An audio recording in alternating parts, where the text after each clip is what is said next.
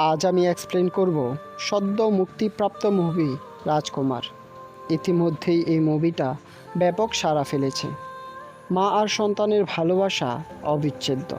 মায়ের কাছ থেকে দূরে থাকা কিংবা স্নেহ মমতা থেকে বঞ্চিত হওয়া এক সন্তানের করুণ কাহিনী নিয়ে নির্মিত এই মুভিটি আপনার হৃদয় ছুঁয়ে যাবে।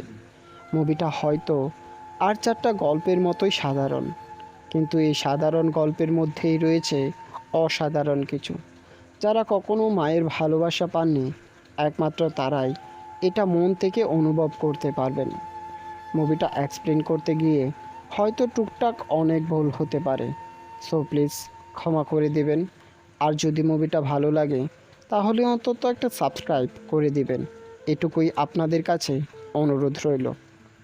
মুভির শুরুতে আমরা একজন লোককে দেখি যে খেজুর গাছে উঠেছে খেজুরের রস পাড়তে, কিন্তু সেই খেজুর গাছের পাত্র থেকে একটা ভয়ানক সাপ বেরিয়ে আসে এবং নিচে তার বন্ধু দাঁড়িয়ে আছে। সে তার মামাকে খবর দেয় সাপটিকে মারার জন্য। তার মামা এসে বন্দুক নিয়ে সাপকে মারতে গেলে তার হাত কাঁপার কারণে সাপকে মারতে পারে না। তখন আশেপাশের মানুষ বলে এ কাজ শুধু একজনই করতে পারবে, আর সে হলো আমাদের শামস। আর এইখানেই এন্ট্রি হয় আমাদের মুভির হিরো, অর্থাৎ শাকিব খানের। আমরা মুভিতে তাকে শাকিব বলেই ডাকবো, কারণ তার অন্যান্য নামগুলো আমার কাছে কেন জানি না বেমানান মনে হয়।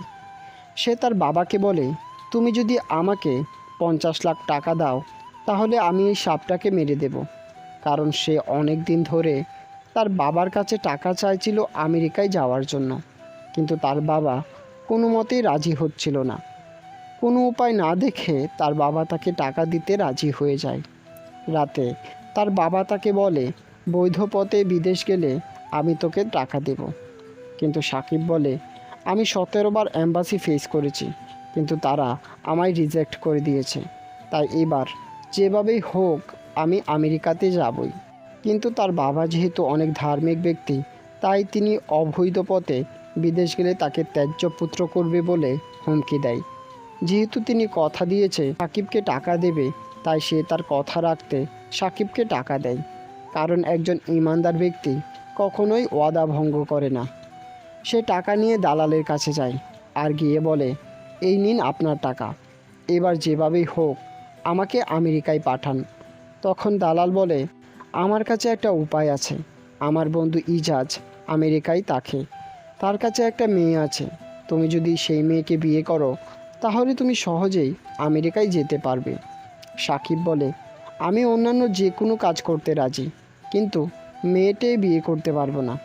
কিন্তু তার কাছে অন্য আর কোনো উপায় না থাকার কারণে সে রাজি হয়ে যায়।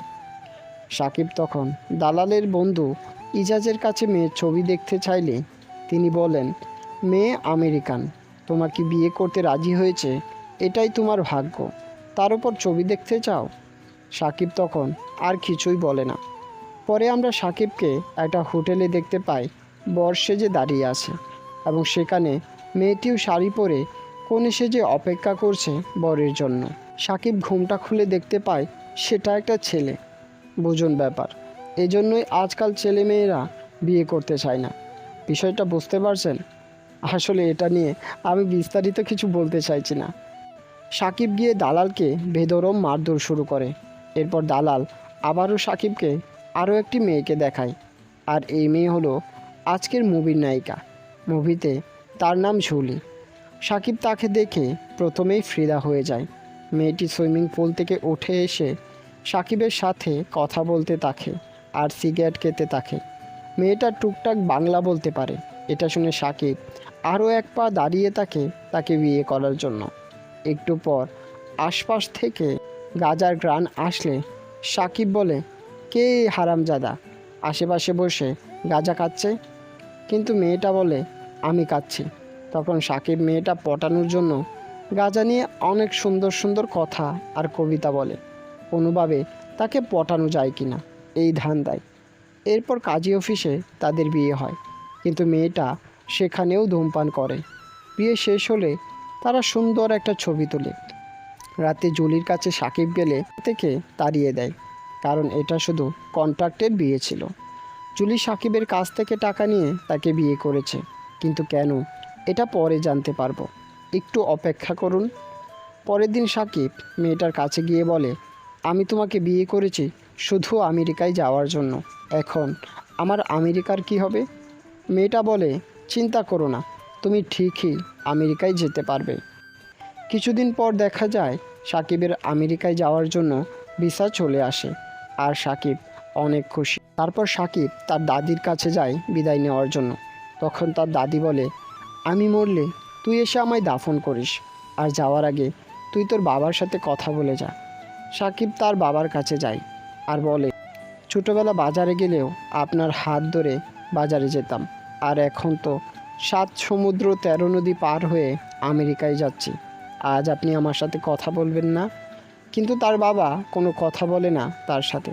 তখন সাকিব তার ফুফাতো ভাইয়ের কাছে যায় আর বলে, বাবা তোকে অনেক ভালোবাসে, তুই বাবাকে দেখে রাখিস, তোর হেফাজতে আমি বাবাকে রেখে গেলাম। আসলে সাকিব আমেরিকায় যাওয়ার জন্য মরিয়া হয়ে উঠেছে, আর এর একটা কারণ আছে, সেটা আমরা পরে জানতে পারবো।